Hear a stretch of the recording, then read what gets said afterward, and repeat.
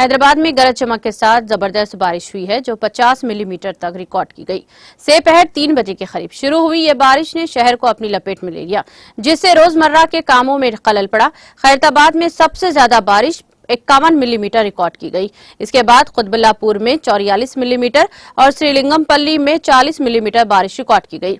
मलकाजगिरी में 40 मिलीमीटर बारिश हुई। शहर के तकरीबन तमाम हिस्सों में 20 मिलीमीटर से ज्यादा बारिश रिकॉर्ड हुई।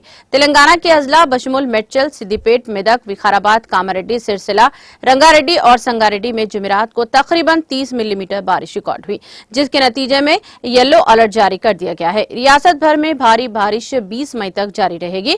बारिश ने उप्पल के राजीव गांधी इंटरनेशनल क्रिकेट स्टेडियम में गुजरात टाइगर्स के खिलाफ सनराइजर्स हैदराबाद के आइंदा मैच के लिए खदशात को जन्म दे दिया है, जिसमें मजीद बारिश की पेशकयासी की गई है।